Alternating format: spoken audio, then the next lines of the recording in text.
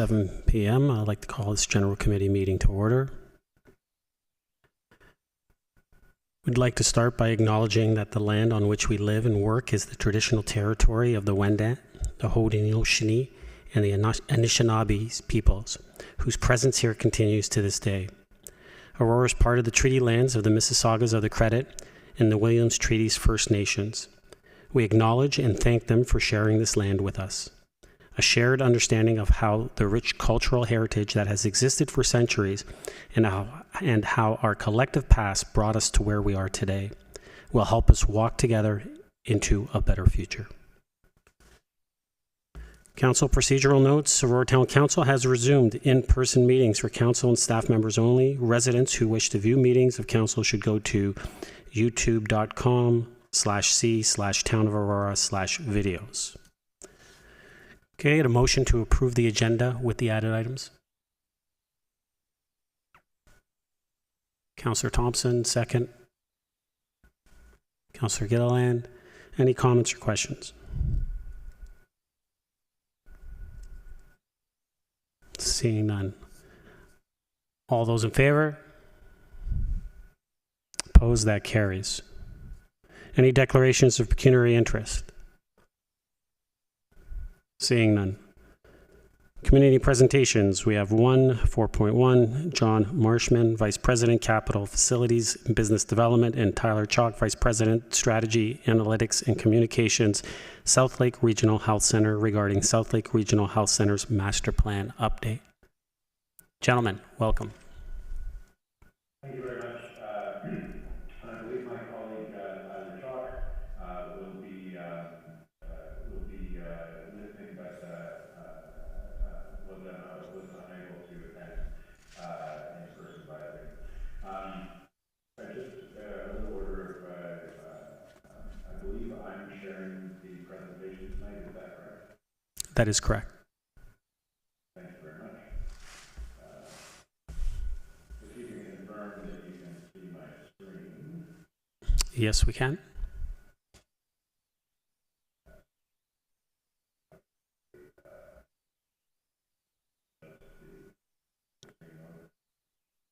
Excellent. Well, thank you very much, Mayor, and good evening, council members. I'm John Marshman. I'm the Vice President of Capital Facilities and Business Development for South Lake Regional Health Center, and I'm grateful for your time to discuss our exciting vision for the new South Lake. So many of you are likely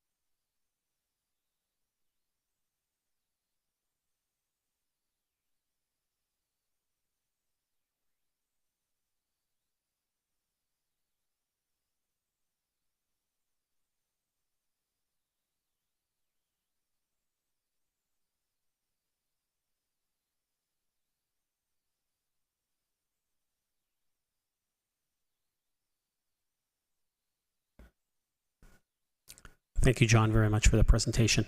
Council, can I get a motion to receive the presentation? Councillor Humphreys, seconded by Councillor Thompson. Is there any comments or questions? Councillor Humphreys? Thank you, Mr. Mayor, and thank you very much for your presentation this evening. South Lake, for all of us, and in particular myself, from a personal perspective, having such a great hospital with amazing talent, have the right equipment, the right space to fulfill the needs of our community is essential. You may not have heard, but earlier one of our counselors had their daughter in Emerge today, and she really appreciated and loved the support. And I normally do too, but I have noticed the crowding. It's something like shockingly different than it was years ago. So the fastest growing and the fastest aging is probably not that much of a surprise if you use the hospital a lot. So I appreciate the presentation. Can we actually use some of your slides your actual slides to communicate with our residents and our other, MPs, MPPs to help in other manners to get the messages up there? Because it's very critical that we do what we need to do to expand our hospital the way it needs to in the future to help our Councillor and John, I'll let you answer that, but I think that it is up on the website. Am I correct, John? Oh, and then the and I've already asked if you could provide that for us as well in a link, and so I can pass it along to all the councillors. Perfect. That's correct. I believe a copy has been shared with the clerk. So, and I just would take a second to thank you for your comment and for the anecdote. The amazing care that we deliver is the sum of all of the anecdotes of those experiences, and so it's great to hear the engagement, and I really appreciate your willingness. Oh, no. Thank you. And I think, Mr. Mayor, just a side note, full disclosure, I have a best friend of mine who is a nurse at the hospital, and complete dedication and motivation to give their all and their best, but they do see the amount of patients and they want to fulfill every single person is important. So anything we can do to help, I think is hearing the day-to-day people on the, their feet on the ground, serving our community, and anything we can do to help is so important. And I don't know if you know this, but Mr. Mayor helped us, and the council members, Run for South Lake is always contributing in different ways to the hospital, a little different than this, but we're quite an active council and community for the hospital. So your messaging is loud and clear, and I'm looking forward to doing everything I can to help spread the message as well. Thank you. Thank you, Councillor. Councillor Gardner, then Councillor Gallo. Councillor Gardner? Thank you very much for coming, Mr. Marshman. And I know that, especially with respect to emergency, I have the displeasure to visit there. Your CEO, Artie, Crystal, and staff have done a really great job reorganizing Emerge since we had a council tour of the hospital. But especially during COVID, there's just not enough space to do distancing. So it is very tight. I would like to congratulate the hospital on its expansion of mental health. The mental health facility is very small.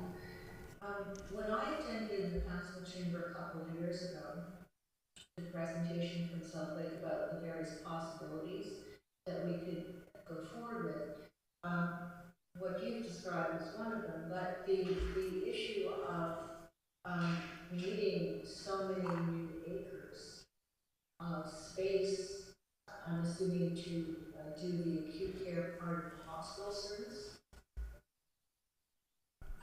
Where are we going to find that? Mr. Marshman? Thank you very much, Councillor, for your question. This is a moment that I wish I were a magician and pull an answer out of my hat. There are across the catchment area that we serve opportunities. At this point we have not landed on a specific site, but are looking at a number of opportunities and to further opportunity to be able to, I think maybe I'll talk just a little bit about the process of selecting the site, which is, really around, the primary driver or the primary considerations around optimizing access for those who serve. So Yes. we're going to look at a site that has access to transit and that has that's sort of centrally located based on the demographic and the concentration of the population. I think the second piece is, I think understanding that the government doesn't fund everything in these projects. We're going to look at opportunities for lands that may come as donations or partial donations to help manage some of our local share burdens as well. I think, I don't have a specific answer because we haven't got to the point of selecting a site. That's something that we'll do in the next phase. But the sort of next stage that we're going through is getting soliciting Treasury Board and Ministry confirmation approval for a large planning grant to continue that work to identify the site. Councillor? Speaking on behalf of my residents, I suppose in a way we're a little bit spoiled because we can travel to the hospital even from the south end of town between 10 and 15 minutes. So that access piece that you're talking about, that's going to be very important. And I wish us good luck with all of this because it's certainly well overdue with respect to need. Thank you very much. And perhaps just in closing to that question, I'll comment further that access again is the primary consideration in selecting this. And we're certainly looking to not only preserve the access we have, but do what we can to enhance it for the potential. Thank you. Councillor? Do you have an idea when we're going to be able to do this? And how long it will take to build a new acute care center? Mr. Marshall? Thank you, sir. We typically work with a timeline of about 8 to 10 years from approval. And that's really driven by the sort of comprehensiveness of the process we go through the design phases. So right now we've submitted our master plan, which is sort of the high level blocks and the high level blocks of what we think this needs to be. As we go into the next stage of functional programming, to actually define the clinical programming, employing block schematics to translate those into actual boxes and building blocks, and then detailed design and procurement. And so those phases drive further. The process, it can be expedited, but we're working generally with a 8 to 10 year time frame. Councillor? And what are we going to do in the meantime? Mr. Marshman? Thank you, Councillor. That's a very good comment. And, I think it's very easy for hospitals to and to think about, large scale solutions. But to your point, we have 10 years of care or 8 years of care to deliver in the meantime in an overcrowded facility. So there, firstly, I would draw attention to a number of projects, not that I believe which is the mental health projects that we identified before, which is really around creating capacity within our emergency department and providing the right kind of space for those patients. Similar projects are planned to expand our capacity within the existing site. But I think part of the advantage of this sort of strategy to build an acute site and to repurpose the Davis Drive site means that it enables us to when we get into the next phase of the design, to look at early works projects that really help to enable and support some of the care that we're delivering now, and to be able to prepare the site for what it will become in the future. So we'll be looking, in other words, we can continue to make investments in the existing site rather than Councillor? And if I just may suggest to you, when you added that COVID facility. That was done through tenting, and I think there might be room to do something like that for the emergency department, for those patients who are able to go outside and want to be more physically distanced, because that was not possible at the time that I went, and I suggested it, and one of the things was we just don't have enough money. So, but I think there is room there the emergency department is way overcrowded. So, thank you. If we could maybe consider something like tenting. Thank you. You were preaching entirely to the choir. Thank you, Councillor. Councillor Gallo.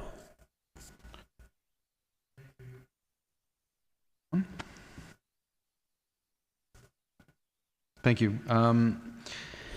The presentation to me is somewhat alarming that we're not as far ahead as other municipalities have had very similar growth. And as you've already mentioned, these types of things take years and years and years. So I'm concerned on many fronts in terms of the situation, although you just described some interim measures, is only going to get worse.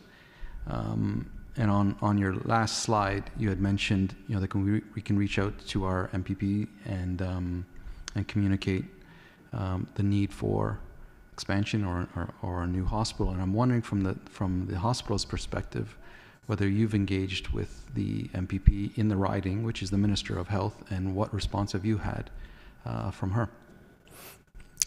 Mr. Marshman? Thank you very much, Councillor, and an excellent point.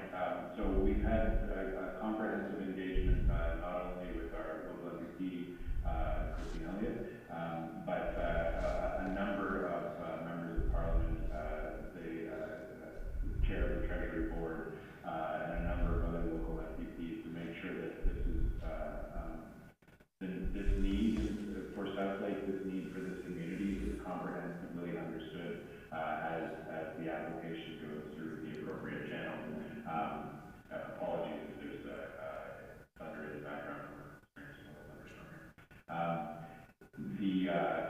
In addition, we've had conversations with the CEO of Ontario Health, Matt Anderson. So this need, the information shared today, has been shared comprehensively with our local politicians and with senior politicians in the Ontario government. Councillor? Thank you. And through Mr. Mayor, are you concerned that we'll get to a point where there's something critical that is happening that we can't service the residents? I mean, from the presentation, it seems quite dire. Mr. Marshman?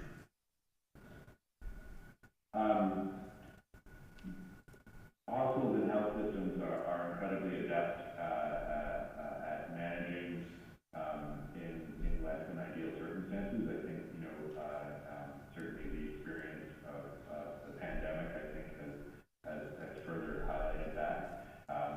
So in terms of, I would comment to say that I don't believe there's an imminent threat of failure, but that I believe that it is of the utmost importance that we are able to move this project forward in the near future. Councillor? Thank you, and I guess we can agree on that based on the information that's been provided. Thanks for all your work. Thank you, Councillor. Councillor Thompson?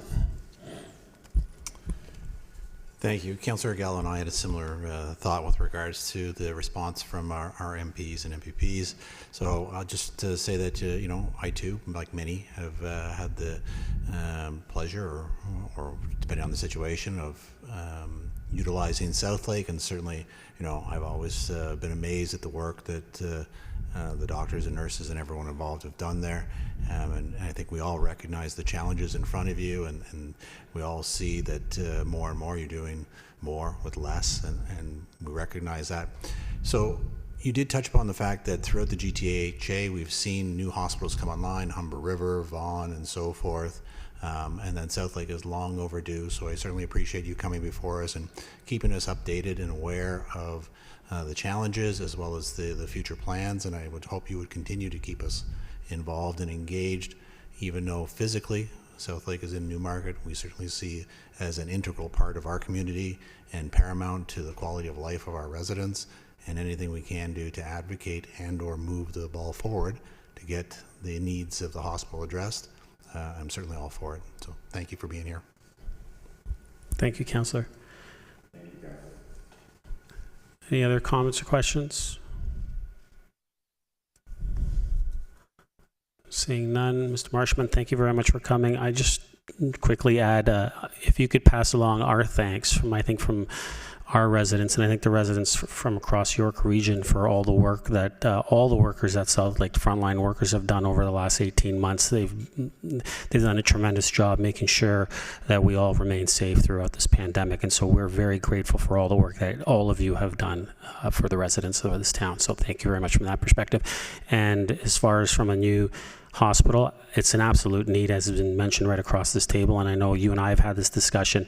But I'll ask each and everyone sitting here, council members, please tell our residents to contact our MPPs. Get the word out there. We need them to know how important it is that we get this new hospital in York Region, and especially in Northern York Region. So, Mr. Marshman, thank you very much for coming this evening. We appreciate it, and we look forward to being updated and for that day when you can come and announce that there's a new hospital that's going to be built in Northern York Region.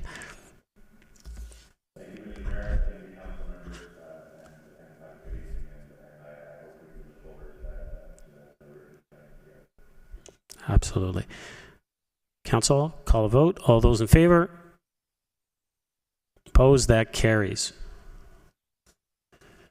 So next we have delegations. We have 5.1, Christine Chevalier, resident, regarding item 8.2, PDS 21-091, request for a parking bylaw amendment on Benville Crescent. Good evening, everyone. Good evening, Christine. So the reason I wanted to be a delegate is we got a letter in our door stating that currently parking is permitted on both sides, but that they're talking about restricting parking on the street. And I think the reason was that some residents brought out a petition because at the peak of COVID there was definitely some issues, some bad behavior by some people parking on the street, and I understood their concerns. But ever since things have opened up in terms of parking at Shepherd's Bush and things like that, it's just simply no longer an issue. And so I just wanted to ensure that parking wouldn't be restricted, as a lot of people on Benville Crescent use the street parking, and we just don't want to have signs going up saying you can't park on this side or that side of the street. That's all. Perfect. Thank you very much, Christine. So first I'll just ask, Council, can I get a motion to receive and refer to item 8.2? Councillor Thompson, Councillor Humphreys. Questions for the delegate? Councillor Humphreys. Thank you very much for delegating this evening. I really appreciate it. Just a quick question. So you're confirming that you just want the parking to go back to the way it was before? It was fine, parking on both sides. You're okay with that? Christine? I think the parking near the park itself was the issue. Yes. And the letter I got explained that parking would be restricted at somewhere at the complete opposite end, so it doesn't really make any sense. And a lot of people on the street I've talked to really don't want parking to be restricted. They emailed Michael Back, I believe it is, and people have called in and stuff like that. And my only concern was, if I don't speak up now and they do change the parking, it's going to be very difficult. Yeah. So I just wanted to make it clear that I think it was an issue, it is no longer, and we just want to leave it as it is. Perfect. Well, thank you very much. I appreciate that clarity. Thank you. Thank you, Councillor. Councillor Gilliland. Thank you. Thank you for coming to speak today. And Councillor Humphreys had asked a similar question. As far as as a follow-up to that, did you say it was the other end that they were going to put the restricted parking, not in front of the park area? Yes, the letter indicates that the parking, so what happens is it's a crescent, basically like a big U shape. And the area by the park is a lot wider when you're turning that corner than the opposite end, which goes into the gated community. And so at that end, it's much more narrow, and so they're basically saying that the parking width at that end, going around that corner, they were recommending to restrict parking on the northeast side of Benville Crescent. Thank Councillor? you. Thank you. And to your knowledge, was there an issue with the parking at that strip that kind of spawned this request, or was this specific to a lot of traffic that was in and around the actual park on the other end? Christine? Yeah, the petition began specifically for people parking by the park on both sides, and then so when people were trying to turn the corner, they had very little, apparently, ways to get around all the vehicles. I never had an issue because we have a very wide paved area by the house. It's kind of like used to be gravel, but now it's paved. So there was maybe some times where it was restricted, and especially the people who live up that way probably had some issues. But like I said, it's no longer a problem because Shepherd's Bush parking is open again, and I feel like it's passed. Councillor? Thank you. And I did take a drive on that street today just to take a look, to understand the area a bit. And it is very wide, like you said, plenty of space to park. And also that's where all your mailboxes are located. So I'm sure a lot of people stop to get their mail as well.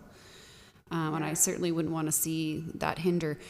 Were you a part or aware of any petition or any emails that were sent around in your neighborhood? Because it was my understanding there were some residents on the street that perhaps, were advocating for this, but I don't know if that reflects a true reflection of the entire street since it is a smaller area. Christine? Once I had someone come to my door asking me to sign the petition, and I explained to them that I didn't have any issue with people wanting to park and take off their bikes and go for a walk on the trail. To me, it's not a problem. And I think a lot of people whom I spoke to afterwards, because I wanted to understand once I got this letter, what it all meant, because I think this petition was started a long time ago.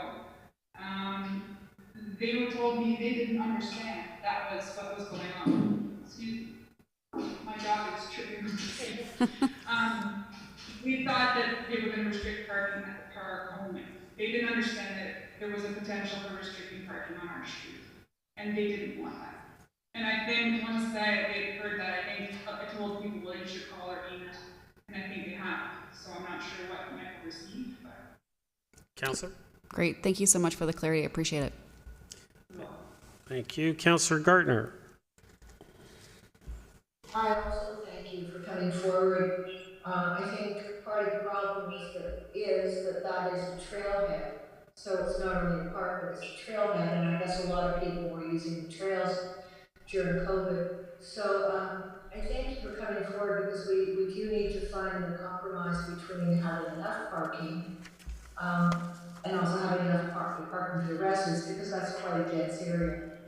So just thank you for coming forward. I appreciate it. Thank you for having me. Thank you, Councillor. Is everyone okay? Oh. Okay. Councillor Thompson? Thank you.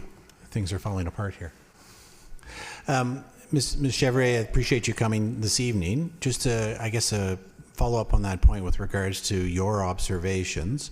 You had indicated that you don't feel that there's an issue anymore. So the report before us talks about the fact that the petition came to us in May, and that out of the 41 households, 30 households had signed it, roughly 73%. And I guess I just wanted to get a better understanding, in your opinion, on what might have driven them to sign the petition at the time, and why you don't feel like it's a true reflection of the results now. Partly you've answered that with regards to COVID and perhaps not understanding it. I don't know if there's anything else you'd like to add. Christine? Yes, I'll explain. When it would be busy, there would be people parking on the street, and some people did some things like, throwing garbage in the ditch and, but I think that was more bad behavior on their parts, and I think that angered some residents. I mean, there's still some residents on our street, maybe 4 houses, that have cones on the road that they don't want people to park in front of their homes. So, I mean, some people may still feel that they want parking restricted, but again, they want it restricted by the park. And this letter was indicating that the parking would be restricted at the complete other end. So it's not really, I think, even addressing that concern. But again, we took some pictures on the weekend. There was no vehicles on the streets. So I don't think it's, I agree it was an issue, but I just don't feel it is any longer. Councillor? Thank you very much. Just one last question through you, Mr. Mayor, is that do you feel then if the town conducted a survey with the current residents that perhaps the end results would be different and perhaps a little bit more clearer for the residents of what's being proposed? Christine? Sorry, I thought you said Mr. Mayor. I think that they did. Didn't they conduct a survey already? Sorry, I'm saying if we did one now, if the town did the survey with the residents and talked to them about the proposal, do you feel that the results would be different than what was presented before? I think so, because a lot of the people I spoke to did not want parking restricted on the streets. A lot of people need the parking on the streets for their extra vehicles. Thank you so much for your time. Thank you. Any other comments or questions? Seeing none. Christine, thank you very much for coming this evening and joining us. Appreciate it. Thank you for listening. Council, call the vote. All those in favor? Opposed? That carries. So council will move to consent agenda. We have one item on that. Anyone have any questions on that or comments? Otherwise, I'll ask for a motion to receive for information. Someone like to move that? Councillor Thompson, thank you. Seconder, Councillor Humphreys. Councillor Gardner, you wanted to speak? Is this about the Lakes Income? Yes, it is. Doesn't seem to be very long agenda tonight. May I make some comments? Absolutely. It's your memo. No, it gets put on with or without me. The first one was about the water conditions. In June, I was getting close to perhaps a crisis level about the low level of the water. I was going to email you, but I was told that if it happened, that our staff would be informed. So I'm thinking that has not happened at this point, that we need to put water restrictions in place. I'll have to get you that answer, Councillor. Thank you. I think you would have notified us, so I'm going to assume that that's done. The Bradford bypass, was a really big issue at the meeting. There's a highway going through a lot of environmental land, but it is a provincial highway, and we have no place, and the Lakes Simcoe Authority has no place except advice if they're asked. But we're going to have an update at the September meeting. With respect to the strat plan, very interesting. It's the first time it was ever done in-house. The communications department did it. They did a brilliant job. It'll be finalized this year and implemented in 2022. Just want to note that because of COVID, we got way behind on plantings that we do, that the authority does, which are so important for tree canopy, but they've managed to catch up quite a bit. And there is going to be an online financial update for municipal funding partners. We've asked this question before in council. Are we going to be consulted? So there is going to be a financial update for municipal funding partners in the fall, and the authority will be coming to us for the budget presentation in the fall, which and we're pegging, the authorities pegging inflation at 2%. Thank you. Thank you, Councillor. Any other questions? Those who want to call the vote? All those in favor? Opposed? That carries. Next, we have the advisory committee meeting minutes. We have one on there. Someone like to move? Receive for information. Councillor Humphreys, Councillor Gilliland. Are there any questions on that one? Nope. Call the vote. All those in favor? Opposed? That carries. We'll move to consideration of items requiring discussion. Council, I'm going to move 8.2 forward if everyone's fine with that. All right. Seeing no objections. So we'll do 8.2, which is PDS 21-091, request for a parking bylaw amendment on Benville Crescent. Council, I just asked so we can put this on the table that maybe we just receive this at this moment. Would someone like to move that? Councillor Humphreys, second. Councillor Thompson, comments or questions? Councillor Humphreys.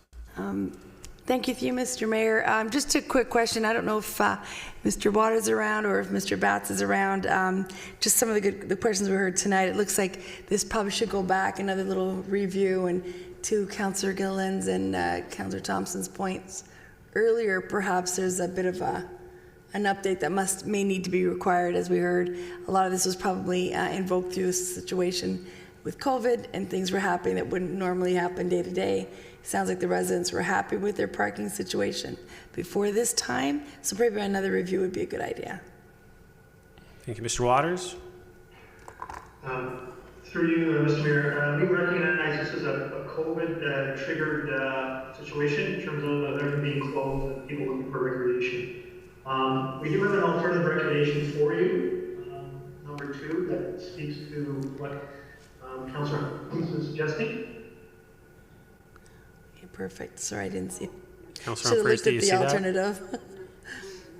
Yeah, I think good point. Thank you, Mr. Mayor, and to you, as Mr. Waters suggesting, this option 2, which is probably a good option. It would be option 2 is that staff monitor the on-street parking activity on Benville Crescent around Evans Park and report back to a future general committee meeting with the results and recommendation before the end of 2021. Perfect. I think that suits us perfectly tonight. I'll just go to the other speakers, and then once everyone's done, then we can finalize what we're going to do. Councillor Gilliland. Hello? I was just going to say the same thing as Councillor Humphreys and recommend that as well. So Okay. leave it at that.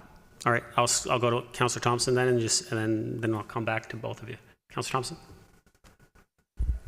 Thank you. The situation reminds me of many others that have come before council, most recently, I guess, Kitimat, where you've had one group of residents expressing one viewpoint, and then as we go through these conversations, we learn that there are other residents on the street that may not necessarily agree, and there are discrepancies within terms of the survey or data or the results, and I just think that I'm fine with going forward with the alternative number 2, and if staff are going to come back with any sort of recommendations at the end of the 2021, I think I'd appreciate it if it was actually the town that surveyed the residents themselves, made it crystal clear what's being proposed, and get those results so there's no misunderstanding or misinterpretations of what's being proposed, and it's clear what the majority of the residents want or don't want. And so that way, we as a collective group have all the correct information in front of us to be well informed and make whatever the best decision is at that time.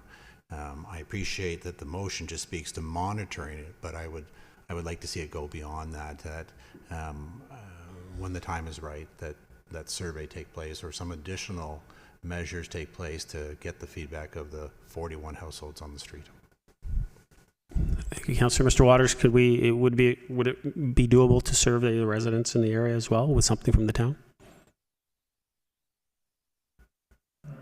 Mr. Mayor, yes, absolutely. We can add that on to the monitoring of the on-street parking so we can survey the residents. Okay. Thank you. No problem. Thank you, Councillor.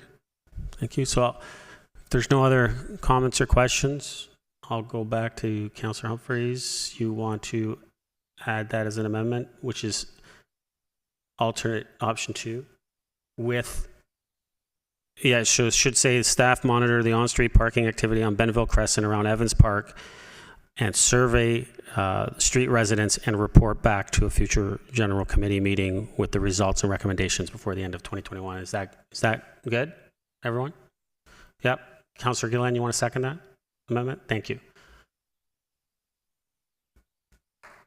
Does anyone want to speak to that, or am I just going to call that one on the amendment? When do you want to, Councillor Gardner, you want to speak to that? Thank you, Mr. Mayor. I think Councillor Thompson, I agree with the proposed motion. I think Councillor Thompson's point is very good. It's a very dense area. We want to not cause any hardship to residents, but we do have to remember that there's a trailhead there. So we want to make sure that, you know, there is adequate parking for people that use that trail.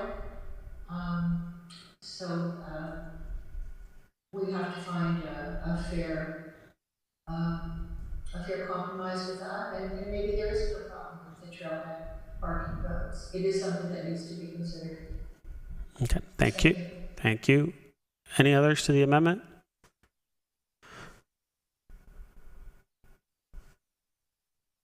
Can we get that on the screen?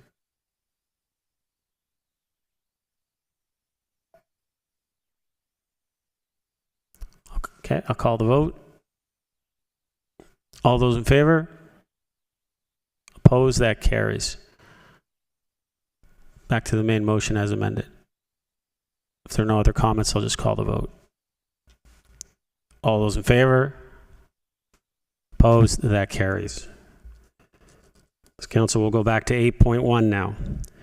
CS 21-067 proposed noise bylaw update.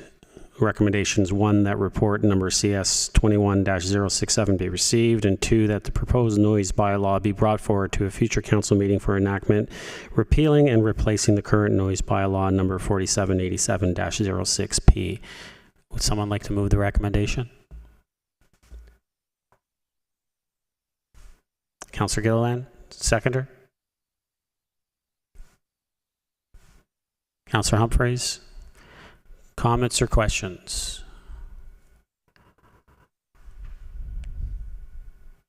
Councillor Thompson. Thank you. Thank you.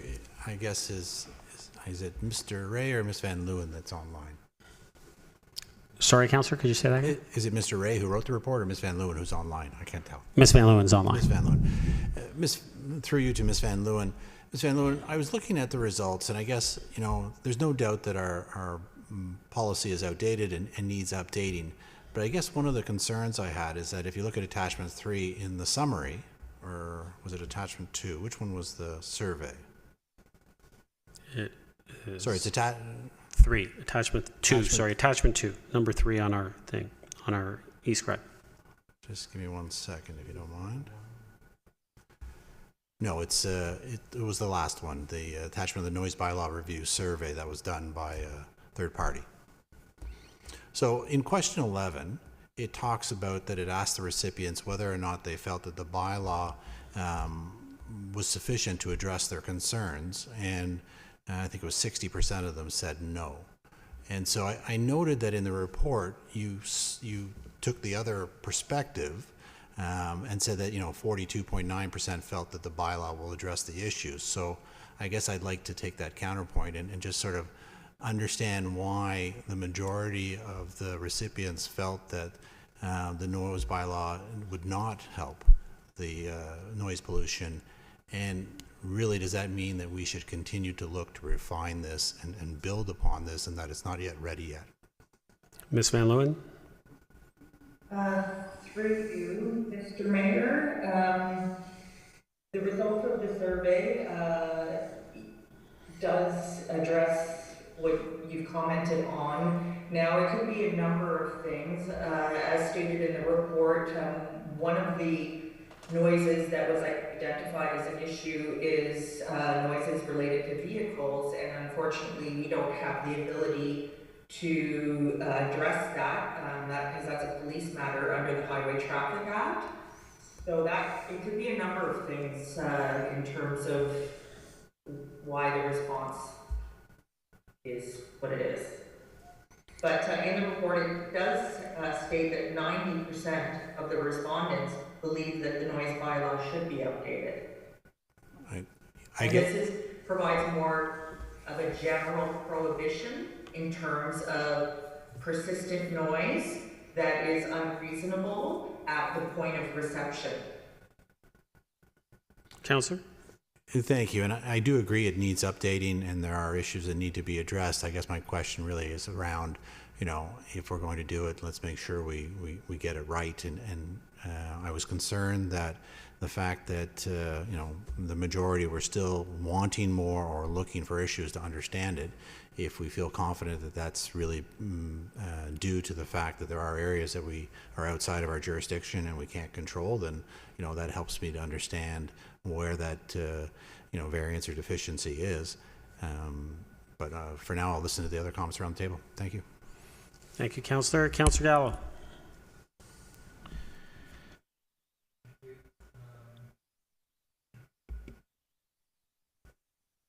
If we're talking about a noise bylaw, under, I guess it's page 46, attachment 1, number 5.1, powers of entry, inspection, and prohibits. So we're talking about a noise bylaw, somebody making excessive noise. And maybe someone can help me if this is something we can do. It says that a municipal law enforcement officer or any other individual authorized to enforce the bylaw on behalf of the town may at any reasonable time enter upon any land for the purpose of carrying out an inspection to determine whether the following are being complied with. And this is the bylaw, permission to use, et cetera, et cetera. Can you just maybe help me understand? I get that, while I'm not a big fan of it, I get it for maybe some other reasons, but take a look at a deck or something that's happened. But for a noise bylaw, why would we want to enter any land for the purpose of carrying out the inspection of a noise bylaw? Ms. Van Leeuwen? Through you, Mr. Mayor, so that we are able to identify the individual that may be in violation. So if there's a party happening in the rear yard, without these permissions, we would not be able to enter onto those lands to collect the evidence required.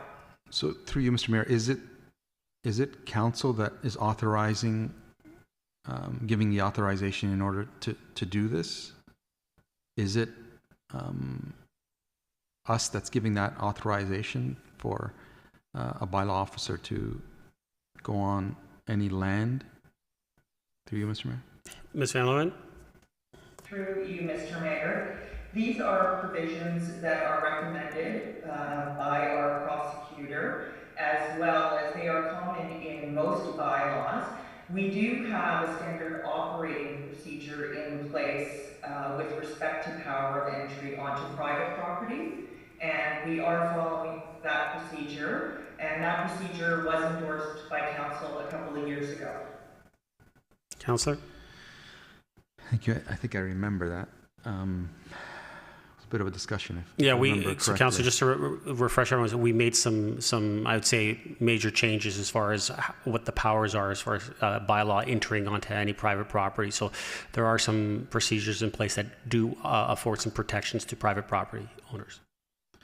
Yeah, I didn't see it in this. I thought that was the case, but it just seems to me very abrupt just reading it. The only other thing is there still exists, I think it's the solid waste collection. It's on page 59, attachment 3, number 3, solid waste collection, an attempt to reduce traffic on town roadways and reduce greenhouse gas emissions from large trucks idling. The proposed bylaw allows for solid waste collection between 5 and 11 p.m., 5 a.m. 11 p.m. in areas that are not zoned residential or abut residential area. Can you give me a sense, through you, Mr. Mayor? Is there data that specifies that doing this would reduce greenhouse gases? Like, where do we come up with this? Ms. Van Leeuwen?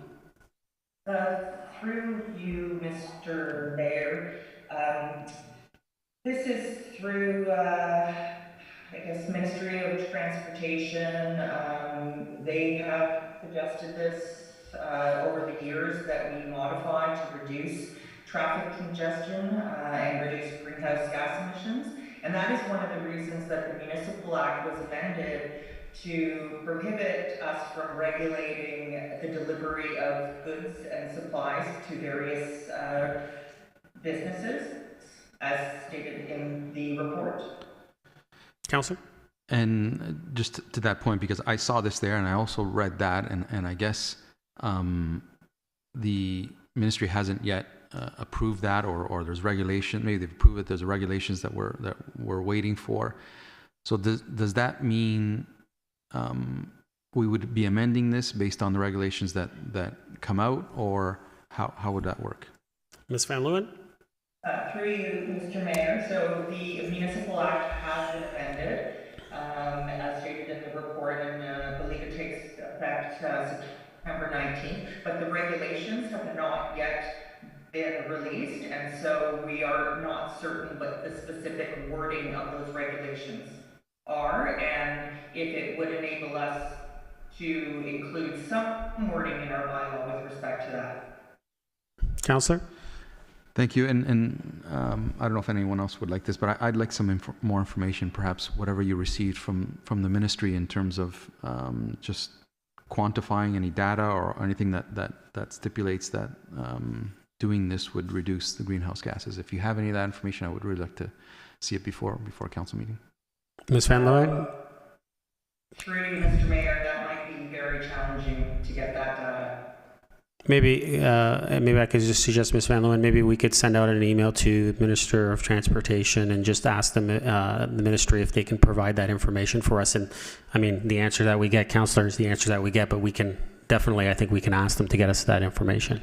But through you, Mr. Mayor, if we based one of these things on that information, shouldn't we have that information? I mean, that's what I asked. What is the background to do this? And I was told that it's based on some ministry guidelines. Ms. Van Leeuwen? Through you, Mr. Mayor, for clarity, there have been comments made by the ministry, but the data has not been shared. And okay, could you, so it would take some research, and we can certainly reach out and ask. Could you, through you, Mr. Mayor, at a minimum, give me what you have that based this on? Ms. Van Leeuwen? Mr. Mayor, these were comments from a few years ago, but our traffic analyst, Michael Batt, might have some of that information, as in the past, the traffic analyst has been involved in those conversations, so I can certainly find whatever information is available. Thank you. And Mr. Mayor, the reason I'm asking is because I believe that this is significant, because there are, and I'm not going to lie, I'm one of them, that abut commercial enterprises, and this would significantly change the way they operate. And if there's data out there that says we're going to reduce greenhouses gas, I'm all on board, but I want to see it. Absolutely. Ms. Van Leeuwen, if we can try to get that information before council, that would be much appreciated, I think, by everyone sitting at this table. Mr. Mayor, I will definitely reach out and see what information I can obtain. Thank you. Councillor? Thank you, Councillor. Councillor Gartner, next. Thank you, Mr. Mayor. Thank you, Ms. Van Leeuwen, and of course, Mr. Gray. I think this has been a huge task, and just want to say I appreciate your work on this. It's a tough one, and it's becoming tougher because the world is getting noisier. And as a councillor, I hear from residents about the noise, and I also have a problem with the noise that I reported to Mr. Batt a couple of years ago, as I live adjacent to a loading dock, unfortunately. And I'd like to comment that, you know, we redid the survey, and it's just apparent that a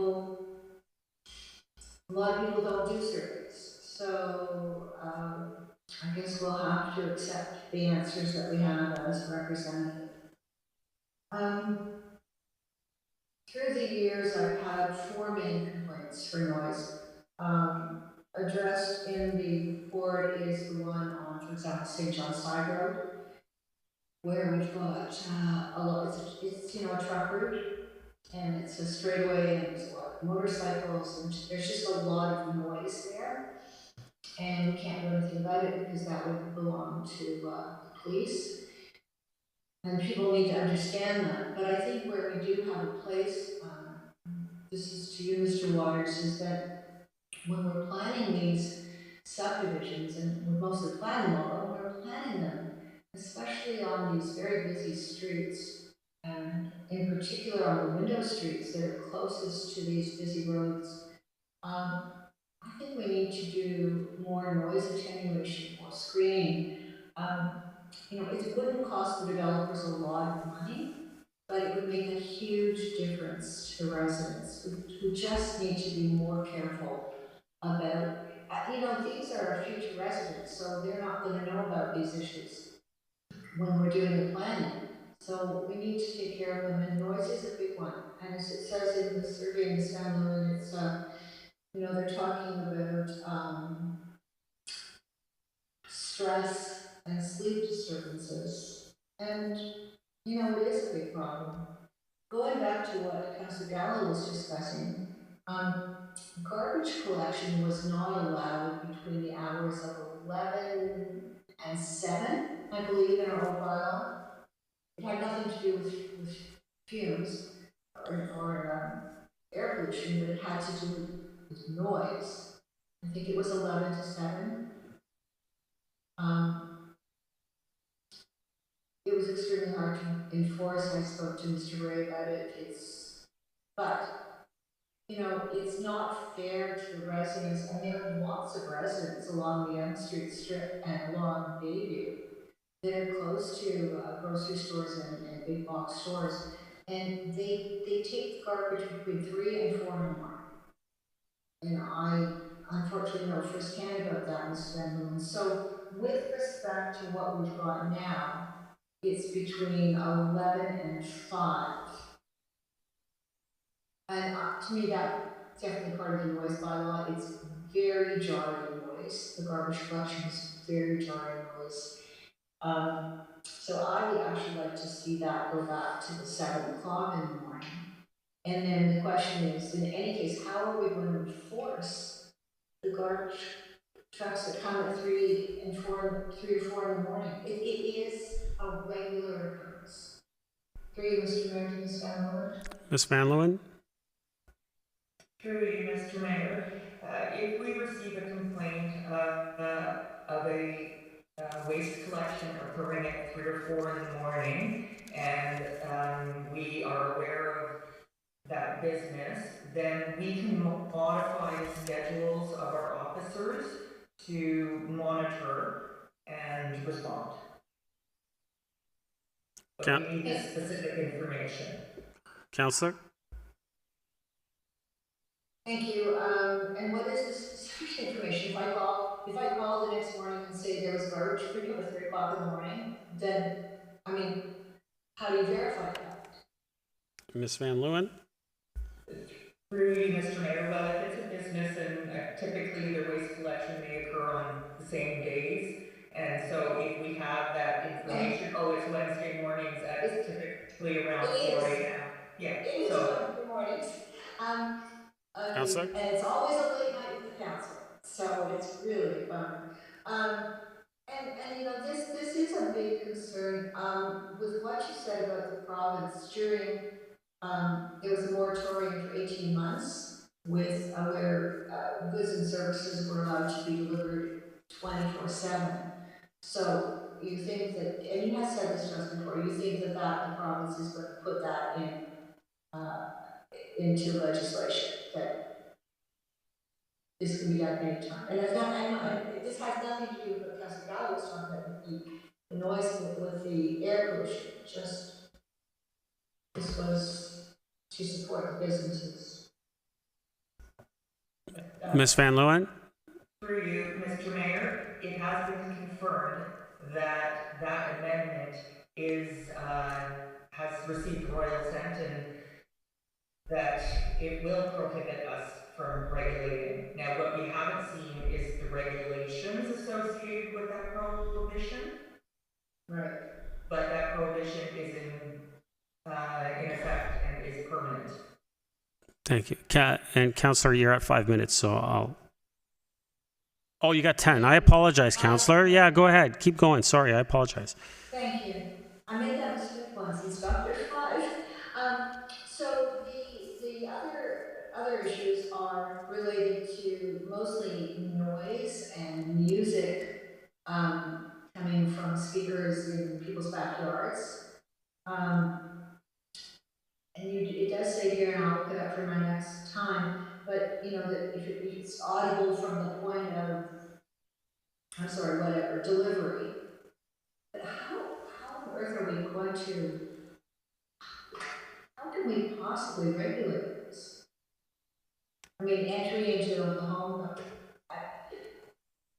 I don't know how this can be done, especially as these noise complaints will come the next day. People are not going to be calling town at, 11, 12, 1 o'clock in the morning. Maybe they will, but that's not been what I've found. So, how do you possibly cope with that? Ms. Van Leeuwen? For you, Mr. Mayor, please. Through you, Mr. Mayor, if the bylaw receives a complaint at the time when the violation is occurring and we have an officer on duty, then we will respond to that complaint, gather the evidence, and take action. Hopefully we receive voluntary compliance. If it's an ongoing issue, we will also monitor based on the information we've received. The police also have the authority to enforce our bylaw. So if it's happening in the evenings, late at night when we do not have an officer on duty, then residents can contact the police and they have the authority to enforce. Councillor? Thank you. Thank you. And just with for example, the issue with Aw Shucks, I think the speakers were pointed in the wrong direction. But, you know, that isn't typical. It's more the backyard.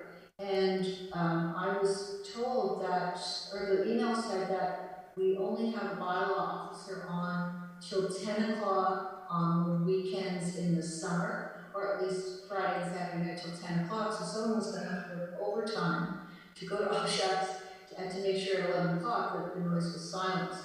So is this something we could consider in the summers when, of course, there's more outdoor activity, that we could just have bylaw as a matter of course and not have to pay them overtime to attend to these issues?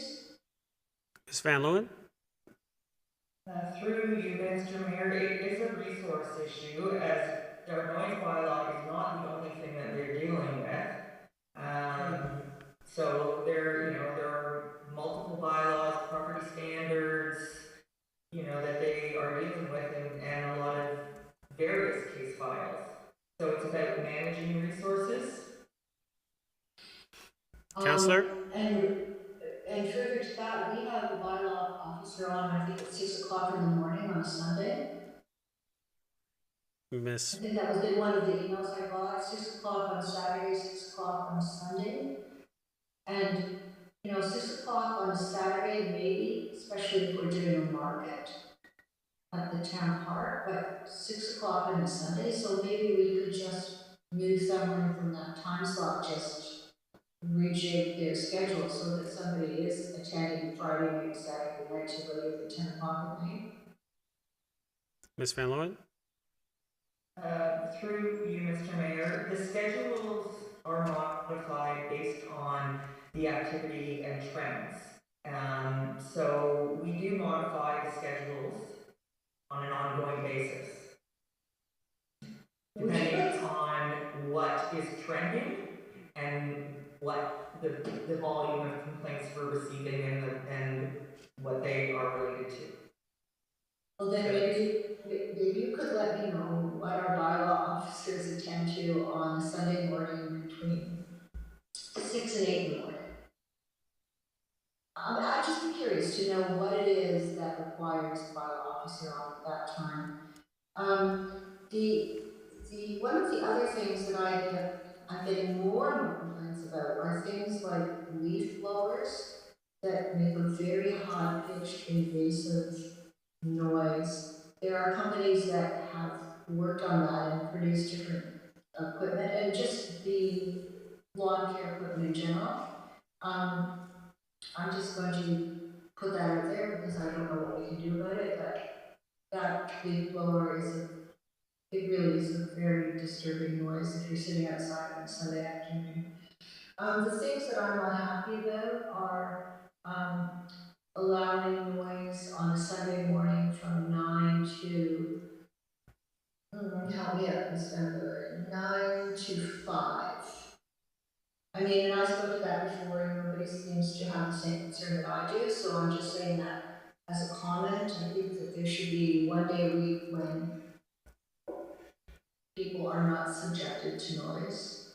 I was pleased to see that noise is allowed if people are doing their own, home work, but not for contractors to come in and do.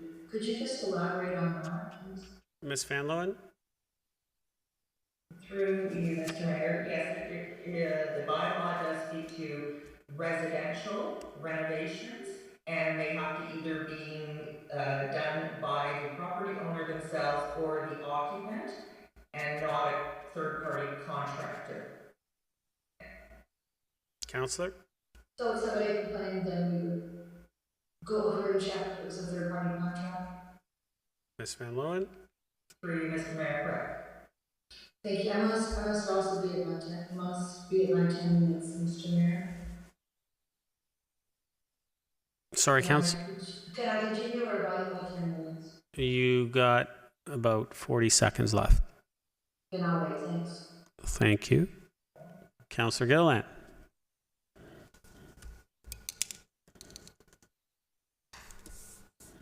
Is this on? Yep. Thank you. Thank you. Through you, Mr. Mayor, to Ms. Van Leeuwen. I just want to touch base on that power of entry again to get some clarity on the language being used. You had mentioned in a conversation just now with Councillor Gartner saying that you are hopeful if they have voluntary compliance. Yet in the power of entry point, it says any individual authorized to enforce this bylaw on behalf of the town may at any reasonable time enter upon any land for the purpose of carrying out an inspection. So I'm just a little confused because the language that's being shown at 5.1 it's very determined and very to the point, whereas you're using language hopeful of voluntary compliance. So is there a process that your officers are taking in order to actually collect this evidence in a manner that would allow them a bit more authority? Because I don't read that here based on the power of entry bylaw that we had passed earlier on in the term. Ms. Van Leeuwen? Through you, Mr. Mayor, the power of entry operating procedures are not a bylaw themselves. They are a procedure that was endorsed by council that outlines when the officers have the authority to enter lands, and one of the reasons would be for the collection of evidence. This wording in this bylaw is wording that our prosecutor recommends. And it's based on legislation and power of entry legislation that is contained in various statutes and legislation. Councillor? Thank you. I guess I got to take some time to really look at this language. It reads to me that, if someone was having a few people in their backyard, that they could have an officer interrupt them unexpectedly and go in any part of their property without any kind of notification. So I guess what I'm trying to understand is, what is the process as far as do they knock on the door? Is there some sort of notification, or all of a sudden you just have some random person showing in your backyard? Because that's how I read it here. Ms. Van Leeuwen? Through you, Mr. Mayor, as mentioned, this language is based on legislation and is contained in various legislations, including the Building Code Act, which is where our property standards bylaw comes from, and the Municipal Act, and as stated, our prosecutor recommends this wording. But we do have the standard operating procedure. So we do have some guidelines in place, and we are following those guidelines. Councillor? Thank you. And I guess I'll get back to this maybe offline, but I just for the public to know that the answer to the question I really want is whether or not that guideline is to be followed within the language it's being shown here. And I just want to ensure that those guidelines are being followed. Ms. Van Loen? Through you, Mr. Mayor, yes, we are following the guidelines, and those guidelines were endorsed by council, so it does identify when we have the power of entry, but the officer also consults with the manager and gets the manager's input in terms of whether or not they enter the lands. One of the reasons, health and safety, the other, collection of evidence. Councillor? Thank you. And is Ms. DeSerio online tonight? Yes. So through Mr. Mayor to Ms. DeSerio then, just reading the power of entry 5.1, is there any language here that specifies that the officer should be utilizing the guidelines that were set in place? Because the way I'm reading it does not necessarily stipulate that. Ms. DeSerio? Thank you. Through you, Mr. Mayor. So the bylaw is just what gives the permission for the municipal officers to enter onto the land. You will also note that it's a may and not a shall. Then as a result of that, no, the bylaw doesn't specifically say that the guidelines should be followed. However, as Ms. Van Loen mentioned, because it's a guideline that's endorsed by council and it's one of the town's operating procedures, it is a guideline that must be adhered to in order to implement that section of the bylaw. Councillor? Thank you. I appreciate the clarity there. Just a comment on the overall bylaw. I'm in favor of the Sunday 9 to 5. I know Councillor Gardner's not really in favor of that. And I also think that if there was a third party doing, a deck for me, it would probably take a lot quicker than myself putting one together. I certainly have had some neighbors take on some projects that maybe will go on for about 6 weeks because, they're deciding to do a project on their own. So I certainly wouldn't want to hinder that opportunity, but I am glad to see that most of the residents agree based on the survey that they would like to continue to be able to have the privilege of doing home renovations and repairs on Sundays. Thanks. Thank you. Councillor Humphreys? Thank you, Mr. Mayor, and many questions have been answered that I was thinking through, and I guess this is a lot. It's a lot of work here. It's very evident. There's a lot of work, but in terms of just my little concern, I wondered how we would, as we move forward to implementing some of these changes. There's a section, and I know we didn't have any real concrete noise bylaw to this extent previously. It was, as noted, built from the ground up. I think there's about 6 or 7, new areas of focus to be adhered to. When we implement something like this with so many changes, is there a way that we can, I'm sure we will anyway, but just through Mr. Mayor to Ms. Van Loen, is perhaps we can just monitor the issues, concerns, success, maybe some areas of tweaking, because it looks like there's going to be lots of different approaches here that we didn't have before, and restrictions or changes, and I'm just a little bit nervous in terms of, I know we have to do something, but when there's such a large change, can we monitor and also maybe do a little bit of education when we do implement, perhaps start to include some of the changes in some of our communications to our residents. So say, hey, did you know, this hour's from here to here, you need to be careful, and here, this is the type of things that we need to adhere to. So I think it's just something that we should consider, and I'm sorry if it's in here and I missed it.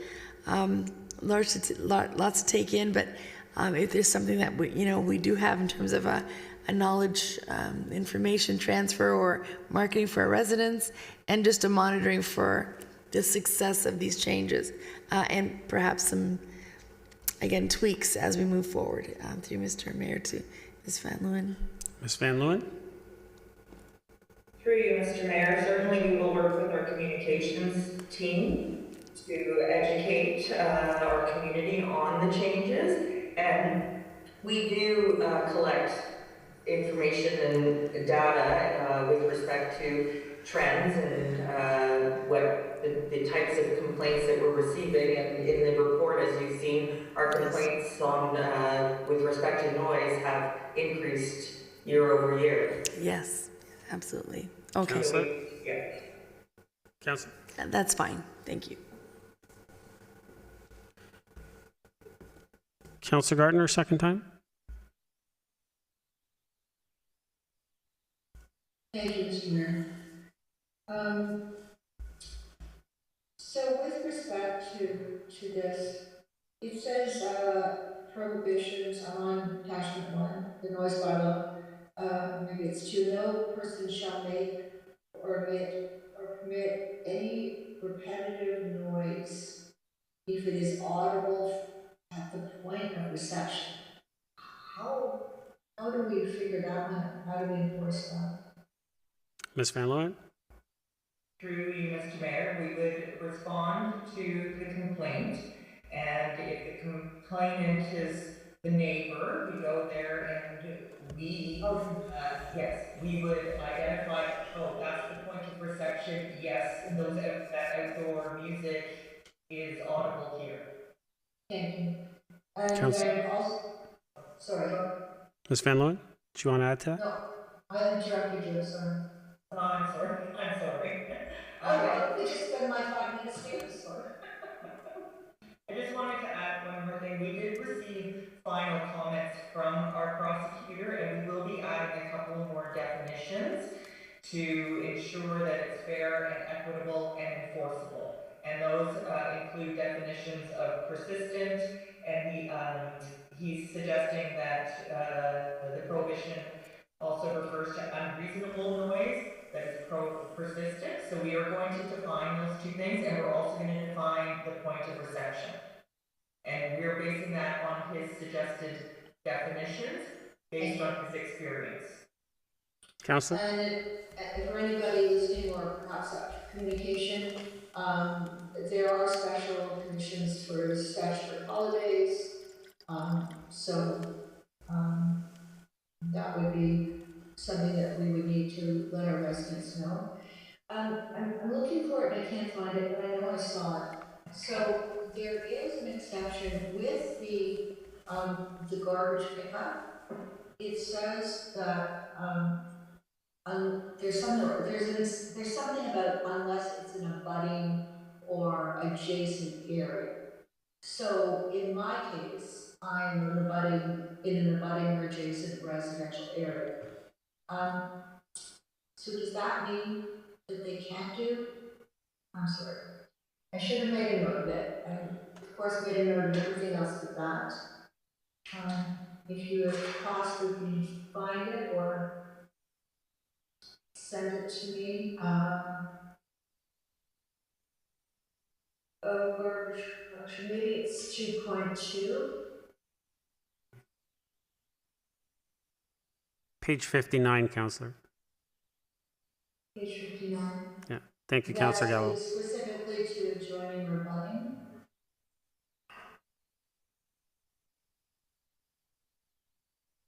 Ms. Van Leeuwen? Through you, Mr. Mayor. So the bylaw does define abutting residential. So if you have a commercial property abutting a residential, then there are different restrictions in place. Whereas our current bylaw is specific to zones. So the timelines and the activities change, and you could have a commercial adjacent to residential, and yet it only, the restrictions might be more generous for that commercial zone, even though it's adjacent to a residential. So we're trying to address that. Counselor? Speaking on behalf of many residents who are in that position, that's just, I'm sorry, that's just not acceptable to, I understand we have to help our businesses, but if people are sleeping right next to a source of noise like a loading dock, I think it needs to, the caution needs to fall on the side of those residents, especially if the residents were there first. Through you, Mr. Mayor, that's why we have included that in the updated bylaw. So we have addressed that by defining residential abutting and removing restrictions just related to a zone and like a commercial property specifically. Yes. Then I Counselor? must have misunderstood. And with respect to this, we can't control noise that is going to be made by governments, all levels of governments. But I do think it is fair that we notify residents in the area. Municipally, we notify residents in the area of work that's going to be done, especially during the night. That could be snow removal. And with respect to, we have this Metrolinx expansion coming up. I don't know if you can take this on, but there's going to be a lot of noise for a lot of residents, like thousands of residents near the rail line. Not even residents right at it, but residents in the area. So I think it's fair to notify. Maybe the province will do that, but I know that they don't always. I know the region doesn't always. So if there's anything we can do, perhaps we can follow up on that to see how we can make sure that's done. There's nothing worse than, an unexpected huge noise coming at you in the middle of the night. You have no idea who's making it and why. Ms. Van Leeuwen?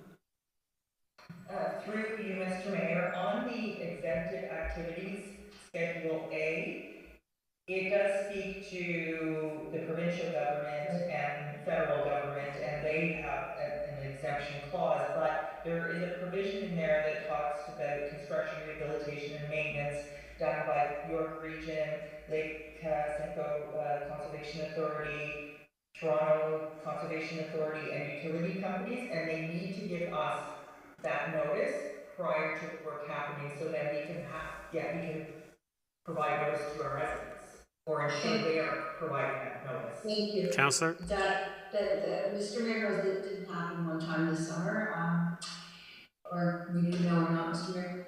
What about the province is not in there though, in that list? Ms. Van Leeuwen? Mr. Mayor, we don't have that authority because they are at the next level. Counselor? It's going to be a lot of noise with Metrolinx, Mr. Mayor, and we're all going to hear about it. Thank you. Thank you, Counselor. Counselor Gallo, second time? Quickly, in terms of abutting residential areas, I think just some work needs to be had there because I don't know what the definition of abutting is. The hydro corridor goes north and south, and to the east there's a lot of businesses, and then to the west there are a lot of homes. And while technically I guess those businesses don't abut all of those homes, noise certainly would travel from one area to another. So it just needs to be, I think it needs to be addressed. Just a quick question through you, Mr. Mayor, to Ms. Van Leeuwen. Currently, in terms of solid waste collection, is it, I thought I heard you say that it's different across the board depending on where in the town a particular business is located in terms of hours of operation where they're allowed to pick up solid waste. Is that right? Ms. Van Leeuwen?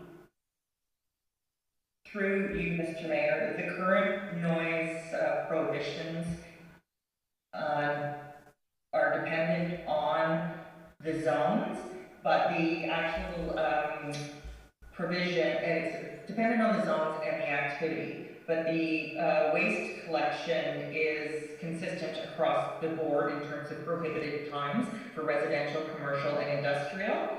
and it's between 7 p.m. and 7 a.m. of the next day. Councillor?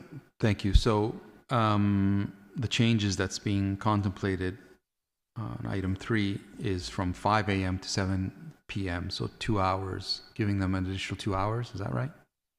Ms. Van Leeuwen? Through you, Mr. Mayor, correct. And Councillor? and that would reduce greenhouse gas emissions. I'm really curious to see the data behind that. I won't be supporting this for now. Thanks. Thank you. Any other comments or questions? Or call the vote?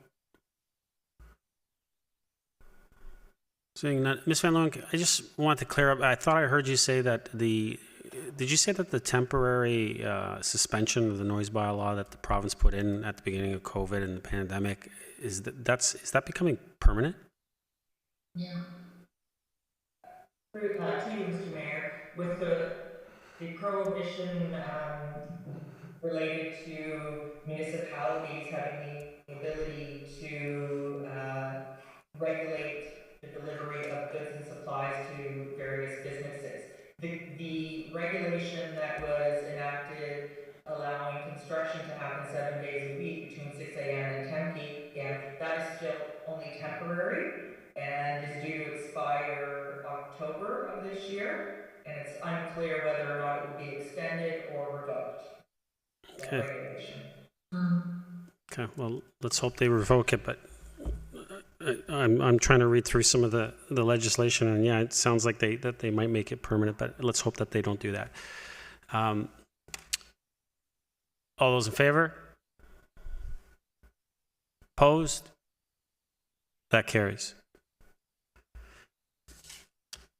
8.3 PDS 21098, incorporating a climate lens in town governance and operations. 1, that report number PDS 21-098 be received. 2, that climate change considerations be incorporated into staff reports starting in January 2022. 3, that climate change considerations be incorporated as part of the 2023 budget approval process. Would someone like to move that recommendation? Councillor Gilliland, second. Councillor Thompson. Comments or questions?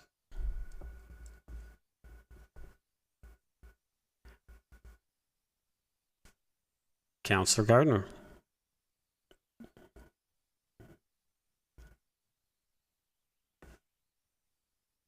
Councillor, you're on mute.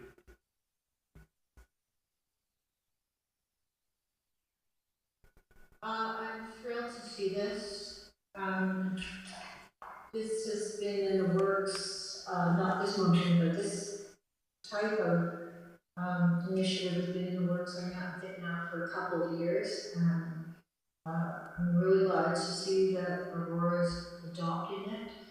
And as some of you may know, I had pneumonia over the summer, and so I spent a lot of time at home trying to recover.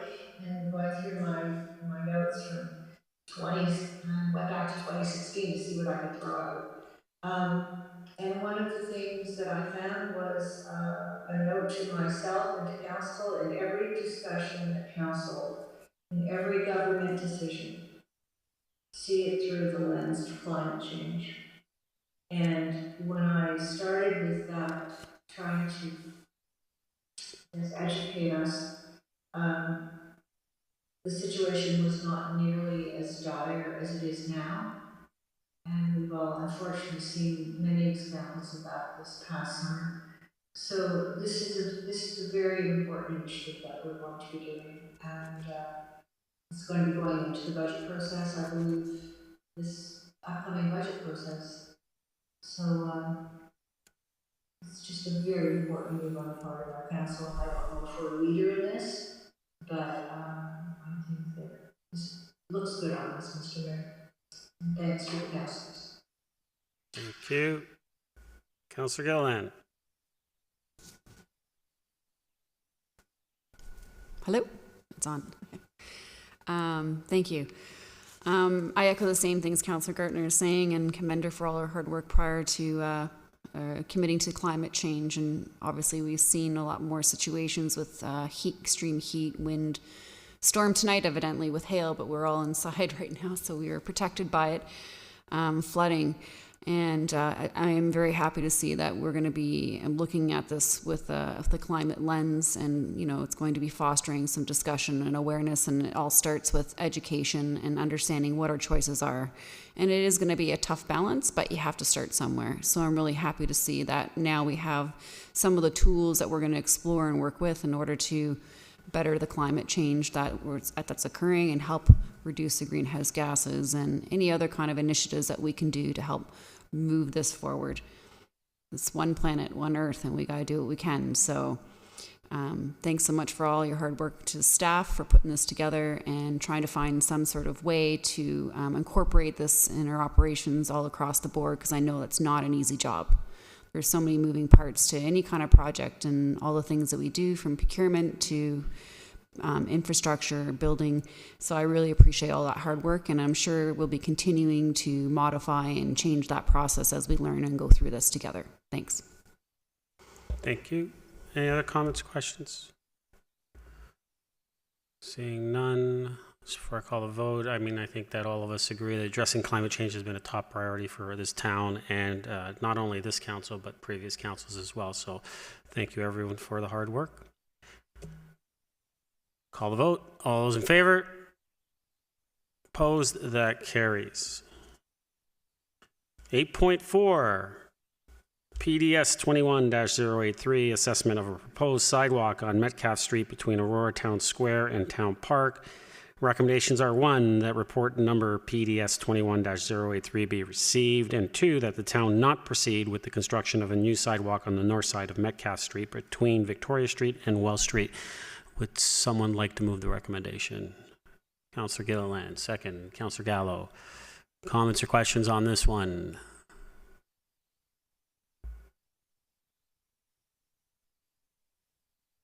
Councillor Thompson. Thank you. I support the recommendation. I think when we had the conversation back in March, it was all about ensuring the survival of the trees that were along that side, and it's clear from the report and in the arborists as well that they would be in danger in doing so. But going back to that original report, the intent was to create linkage between the Aurora Town Square and Town Park. The original concept that was thrown back a while before was with regards to a mid-block connection. So I guess with this report, where are we going now with further conversations around, furthering the connection between Town Park and the Aurora Town Square? So I'm not sure who best to direct that to. Mr. Mayor, would it be best to put it to Mr. Waters or Mr. Nadarozny? I'll direct that to our CAO. Thank you, Mr. Mayor. So, as council will recall, we did consider a mid-block path, but it seemed problematic from the point of view of the impact it would have, particularly on the residential property, would be northeast of the church property, or up in that corner. There's a multi-unit building there, not the converted school beside it. And so it would be quite costly for council to create a path through there, given the impact it would have on those two residential properties. So this really leaves us with the other side of Metcalfe Street, maybe enhancing something along that side, making more of a walkway. I'm not sure how many people would use it, because it'd be going, first away from Town Park to get to Town Park. So yeah, there's not a lot of alternatives unless we want to revisit the mid-block again and do a little more in-depth analysis of the actual cost of entertaining that option. Councillor? Through you to Mr. Nadarozny, I understand the challenge with regards to the mid-block, but I guess, I would still like us to consider some sort of connection, because I think I look long-term towards the development of that whole area and the potential that will come as you slowly see some further changes, both publicly and privately. But, I think the other idea that was floating out there really is Moseley. And looking at Moseley and whether or not you can widen the sidewalk, make it more pedestrian friendly, use that connection there as a potential avenue to strengthen the linkage between the two of them.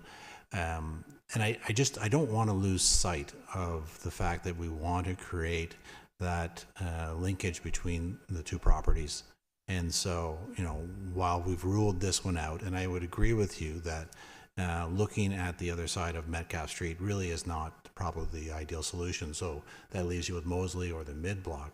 I'd just like to make sure that we're still, taking this into consideration and looking at the long-term vision of both properties and what could be the future development, because we've talked about it from a cultural precinct perspective that over the long period of time, we certainly see further perhaps commercial uses, both private and public.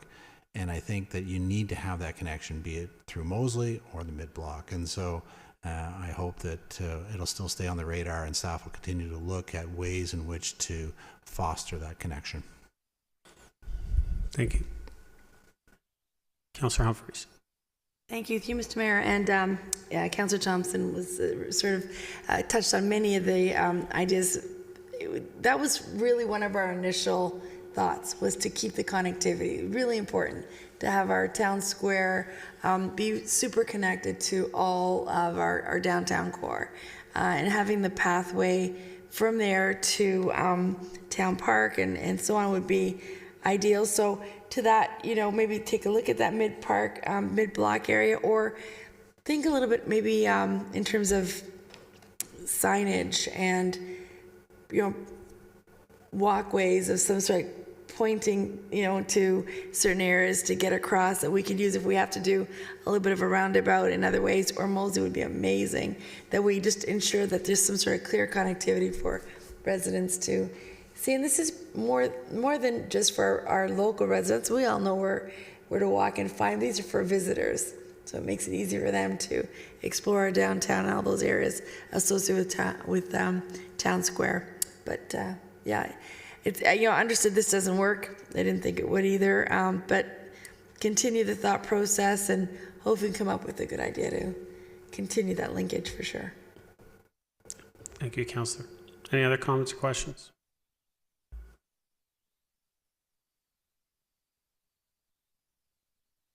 Call a vote. All those in favor? Opposed? That carries. 8.5, FIN 21-035, 2021 year-end surplus deficit management bylaw and reserve management adjustments. Recommendation 1, that report number FIN 21-035 be received. 2, that the 2021 year-end surplus deficit management bylaw to manage the operating budget surplus or deficit through the use of reserves as detailed in this report be brought forward to a future council meeting for approval. And 3, that the deletion of the 6 reserves identified in this report as no longer being required be approved. And 4, that the treasurer be delegated the authority to delete reserves that are no longer required. Would someone like to move the recommendation? Councillor Thompson, Councillor Humphreys. Comments or questions? Councillor Gilliland. Thank you. Through you, Mr. Mayor, to, I guess, Rachel Wainwright Van Kessel. Just in relation to 4, that the treasurer be delegated the authority to delete reserves that are no longer required. Is that in specific to these 6 reserves only, or is this something that council is approving moving forward to any reserve that the delegated authority you see fit to delete that's above and beyond these 6? Ms. Wainwright Van Kessel.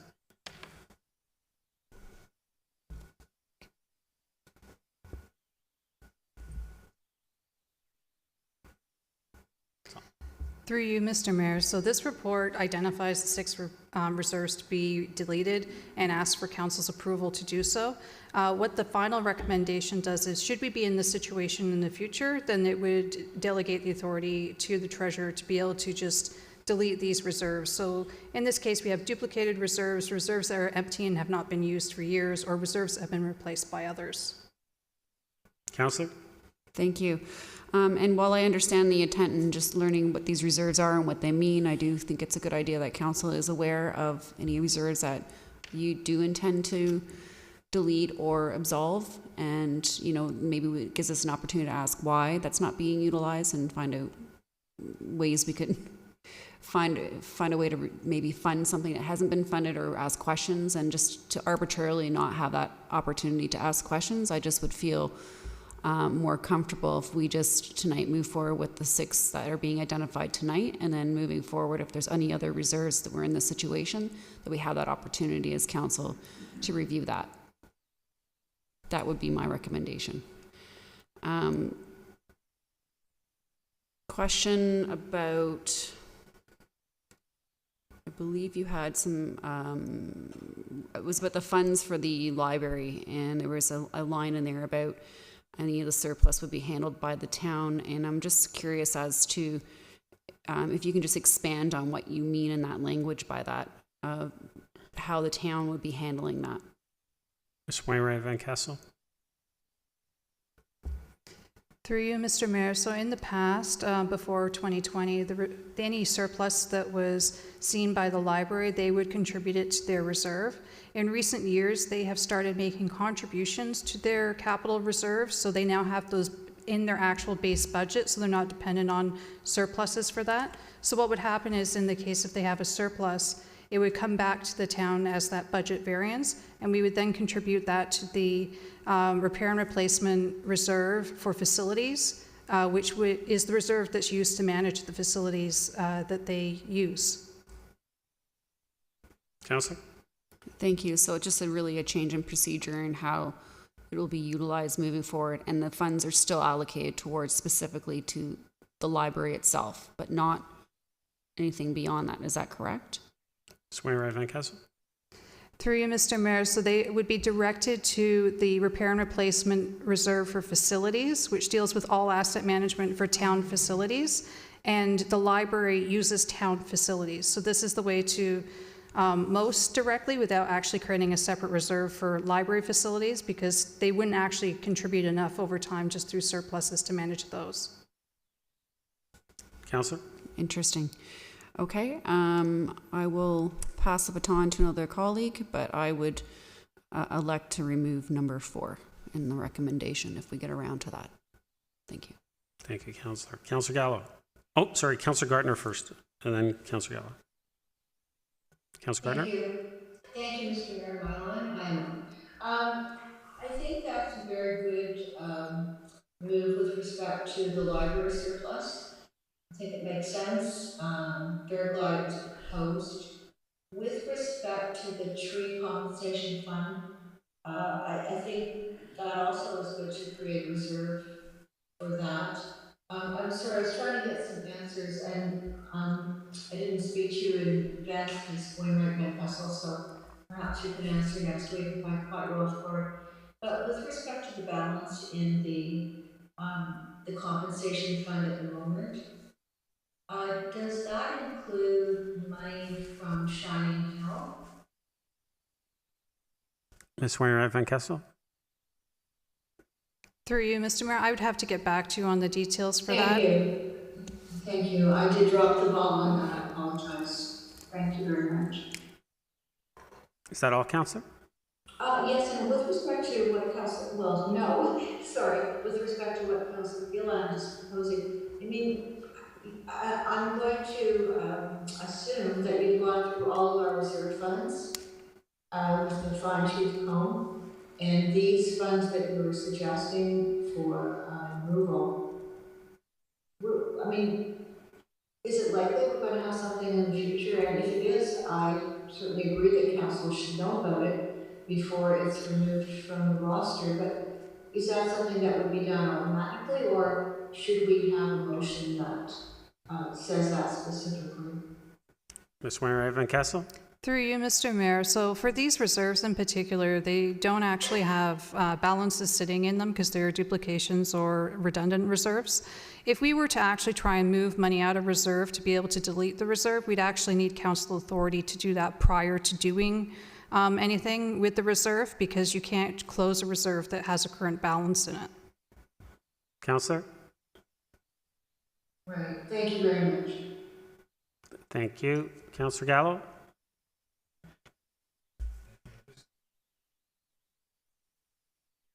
just along those lines, strange.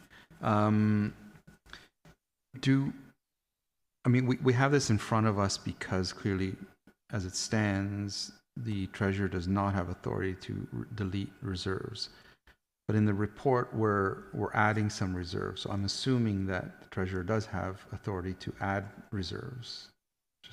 I see a nod, but just to clarify, Mr. Mayor. Ms. Moira Van Kessel? Through you, Mr. Mayor, yes, through the delegation of authority by law, I can create reserves. Councillor? So, my preference is also to have it before council, but, and we're reporting on an annual basis. I don't have an issue with the delegated authority to close reserves that don't have any money in them, but I would like to have a reporting aspect to this on an annual basis that the treasurer has delegated authority to close that doesn't have any balance in them, but also reports on an annual basis and kind of gives us a summary of why that's being done.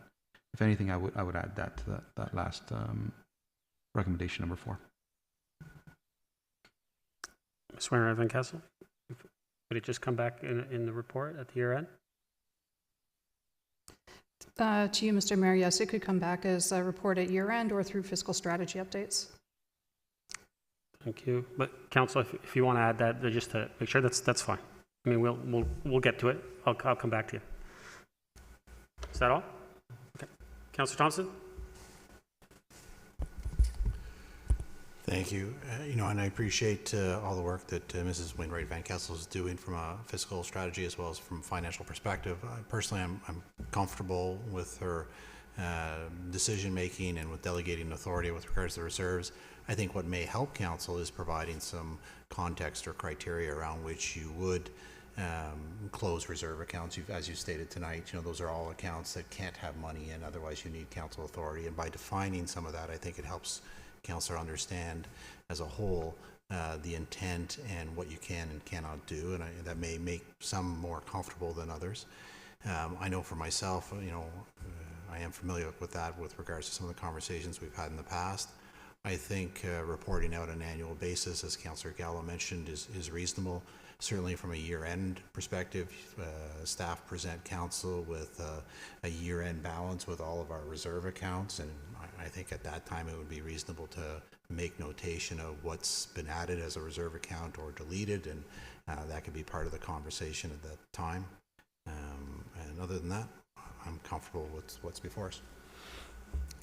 Thank you. Councillor Humphreys?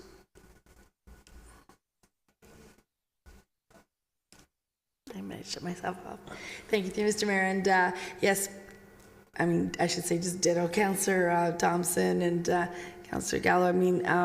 I think I'm extremely confident in our chief financial officer, and I feel that I'm not worried about any. In fact, when I'm looking at the reserves that were noted, they're duplicate, no longer required, the debt fully paid in the library. So having a year-end update on what was done is perfect.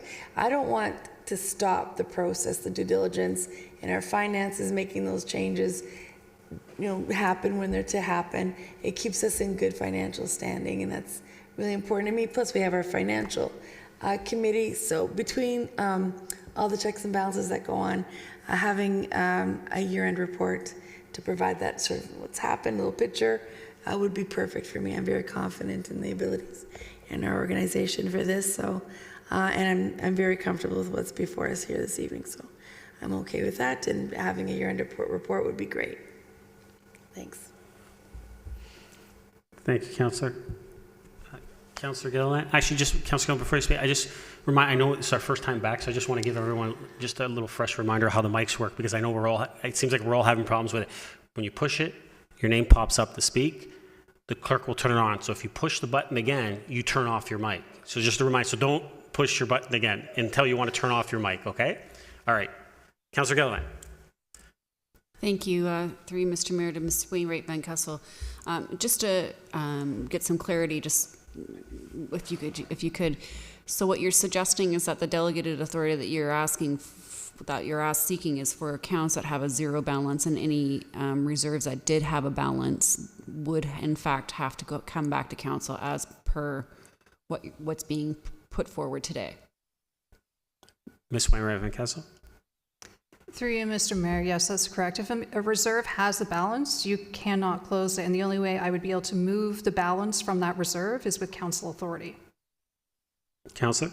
Thank you for that clarity. So I appreciate that. That does make it a lot different. And I do like the fact that if we could amend and put in there to add a report so we understand what has been deleted or removed for whatever reason, so we can ask the questions why for various reasons. Out of curiosity, I know that the Heritage one was duplicated and it was not necessary. I'm just kind of curious as to maybe why that occurred. Ms. Wainwright Van Kessel? Through you, Mr. Mayor, so we actually went through a number of reserves that have been around for quite some time. So this is like the first time since I started here that we've done that wholesale review of them. So I don't have the reasons as to why they were duplicated at this point, but we recognize that they were. In this case, where some of these reserves were no longer required. So this was just a review of what we have, a very high level reserve review of what we have at this point. Councillor? Thank you. I guess with that, I mean, I would like to see that language added to the fourth, if I may, Mr. Mayor, add a report, an annual report at the end of the year. Councillor, I think I've got a fifth clause, and I was going to get Councillor Gallo to put it Perfect. forward. Yeah. Councillor Gallo could... So I'll just read it out because I think that our clerk was getting it ready because he saw what we were going to do. Perfect. That's all. Thank you. Okay, so Council, if I could get someone to move it and second it, fifth clause, if everyone's good with it, that the treasurer report to council annually on reserves that have been opened and closed. Is that good? Councillor Gallo? Move. Councillor Gillen, second. Anyone want to speak to that? Councillor Gardner, I know I have you on a speaking, but do you want to speak to this amendment? Or do you want to just speak when I go back to the main motion? You're on mute, Councillor? I was going to second it, but I didn't realize it had been seconded. Thank you. Oh, okay. Thank you. Call a vote on the amendment. All those in favor? Opposed? That carries. Back to the main motion as amended. Any other comments, questions? Councillor Gardner, go ahead. Second time. Thank you. With respect to number 4, I think Councillor Thompson made some very good comments about just clarifying it, elaborating it, and I think Ms. Van Kessel heard them. So perhaps that could be added for next week. Okay. Is that okay? It doesn't need an amendment, does it? No, it doesn't need an amendment. I guess we'll just, yeah. Thank you. Thank you. Thank you, Councillor. Any other comments, questions? Call a vote. All those in favor? Opposed? That carries. You guys want to finish up, right? You don't want a health break? Finish up? Okay. Notice of motion. We'll deal with that at the end of the month. No regional report. New business. Councillor Gardner, I'll start with you just because you were on my screen there for a second. So go ahead. New business. Do you have it?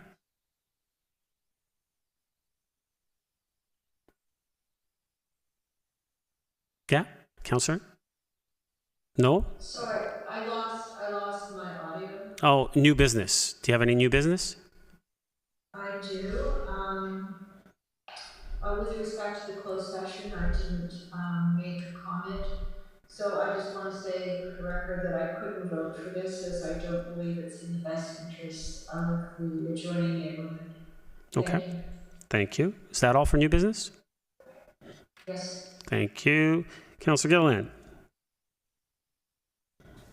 Thank you. Out of curiosity, through you, Mr. Mayor, to, I guess, Mr. Mayor, I had missed the last special council meeting in August, I believe, 17th or 16th. And at the very end of the meeting, because I did watch it online after the fact, I was on holiday, you had mentioned that because of Councillor Kim's absence through GC rotation that you would acclaim chair for this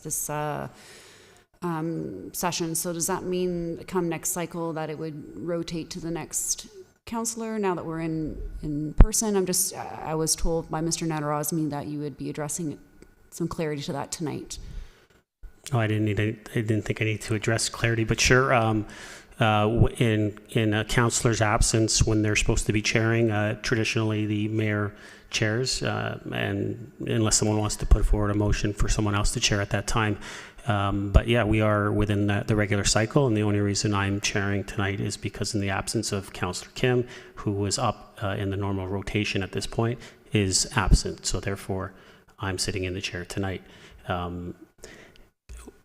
As far as the next GC, it would still be Councillor Kim, depending on what happens in the election. I guess we'll discuss that as we go forward. But then beyond that, we move into our regular cycle, and it would be Councillor Gardner up next. Great, thank you. And I guess the other question I wanted to know was if, for some reason, if the election was successful for Councillor Kim, do we have something in place to address replacing Councillor Kim if he is elected? Is that something that is, I just have a lot of questions from some residents that are wondering what the process would be, and I know it's close to that 1 year mark, and I just didn't know if there was a process or procedure in place for that maybe you can enlighten us. Under the Municipal Act, we would decide whether we would appoint a new member or we would hold a by-election. Thank you. That's all. That's all? Yep. Councillor Humphreys? No new business? Councillor Thompson? Councillor Gallo? Public service announcements. I'll go the other way. Councillor Gallo? No. Councillor Thompson? No. Councillor Humphreys? Public service? Go ahead.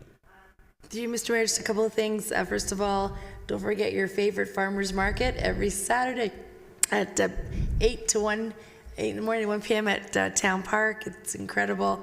The vendors have been really thrilled this year with the great response. I can tell you, run safely, went well. We've had, touch wood, no instances. Thank you to staff for their incredible support. It's been incredible, positive experience. And I can tell you there's been record numbers this year, over 1,800 in one day. Not this past weekend, the weekend before. So there's people are coming from everywhere. It's a lovely market, lovely place to have it at. So hopefully you can see everyone there on Saturdays. I also just wanted to say it was a really busy weekend, and I know Mr. Mayor may speak on some of these things, but the Rib Fest was really incredible, and I want to thank the Optimist, right? The Rotary. The Rotary. We're doing such a great job. Just always happy, thrilled to be there, doing tons of work. And one of the highlights for a lot of people was just looking at the taste tester, the judges for the best ribs and things like that. It was a really tough one that's sitting at this table. But anyway, it was really well done, and many residents, I'm sure we've all heard, they've reached out to us, and just happy to see things coming back, and we just hope that we can continue in this format and run things very safely, but continue to enjoy this amazing town and all the great things that are coming ahead. That's about it for me, Mr. Mayor. I just wanted to say again, thanks to staff. I have to mention Shelley. She's such an incredible person, the hard work that she does, and she's there nonstop. So I just wanted to share that again. I know she says it's a team behind her, and I know there is, but she's just one of a kind. We're lucky to have her. Thank you. Thank you, Councillor. Councillor Yellen, public service announcement. Thank you. I just wanted to mention the great job that the Aurora Cultural Centre has been doing with the Aurora Pops Up campaign. They often have shows that pop up within Aurora. Please go to Aurora Cultural website to see what new shows that will be there. I can tell you that there will be one at Machel's Alley at Thursday at 7 p.m. and one at Copeland Park on Saturday 11:15. So continue to look and see where these exciting musical pop-ups will be. In addition, there's always some other action going on in Machel's Alley, which is great.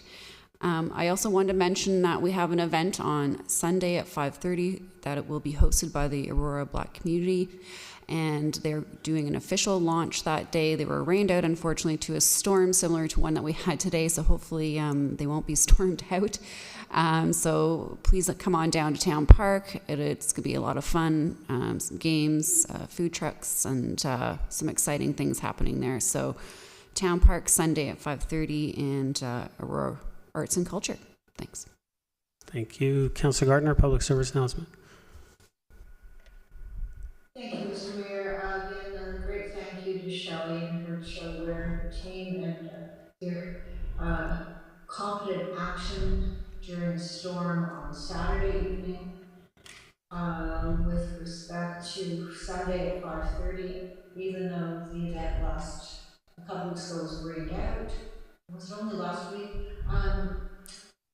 People stayed and there was a lot of spirit. So come out Sunday. Also, a sincere thank you to Laura Sorrenda and Yellow Brick House for their excellent work during a very challenging time of COVID when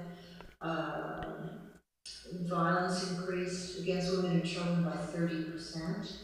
They were recognized by the Chamber of Commerce for their resilience. And just two things that I would like us to keep in mind. The first one is that the Yellow Brick House Shelter operates 41 beds and 10 cribs, but they only received 25% government funding. So fundraising is crucial. And I've never heard anything like this. The money that they get from fundraising, 92% goes to direct services and only 8% goes to administration. I think that must be a record for any not-for-profit. Also, last night was the beginning of the Jewish high holidays, Rosh Hashanah, and today I attended a Zoom service and we sang a very beautiful prayer, but I'm not going to sing it for you. I won't make you endure that. But these are part of the words, and it is the wish is for everyone to have healing of the body and the spirit, and healing of the land, and peace for all people, every race and religion. So I think that's a beautiful message that we can send forward, not only on behalf of the holiday, but just as a general gift of wishes for all of us. And that's all I've got, Mr. Mayor. Thank you very much, Councillor Gardner. I just have a few. Councillor Gardner, speaking of Yellow Brick House, you're correct, the tremendous work that they do. And not only did I finally have my first meeting with Minister Clark in regards to the Bloomington lands, and we had a good first discussion. We'll see where that goes, and I'll update all of council on any further discussions that we have on those properties. But he also did come and tour Yellow Brick House as with MPP Parsa, as they were recipients of just under $150,000 in funding from Phase 2 of the Social Services Relief Fund to help them renovate the facility. And we took a walk through it. They've done a tremendous job in doing some upgrades to the property, and as you said, they do tremendous work for our community and all of York Region as well. I did want to talk also about Multicultural Festival, which wasn't mentioned on Saturday. So while you're at the town park enjoying the farmers market, between 10 a.m. and 4 p.m., we have our annual Multicultural Festival, where we can all celebrate the town's cultural heritage and diversity. It's going to be a great time. There's lots to do. There's some virtual and in-person experiences. There's going to be dancing. There's going to be music. So lots to do for everyone. So I encourage everyone to come out and enjoy it. Obviously, COVID protocols will be in place to ensure that everyone remains safe. And if you want more information on that, you can go to aurora.ca/multicultural festival. And with that, I'll ask for a motion to adjourn. Councillor Humphreys, Councillor Thompson. All those in favor? Opposed? That carries. And something you haven't heard in a long time. We are adjourned.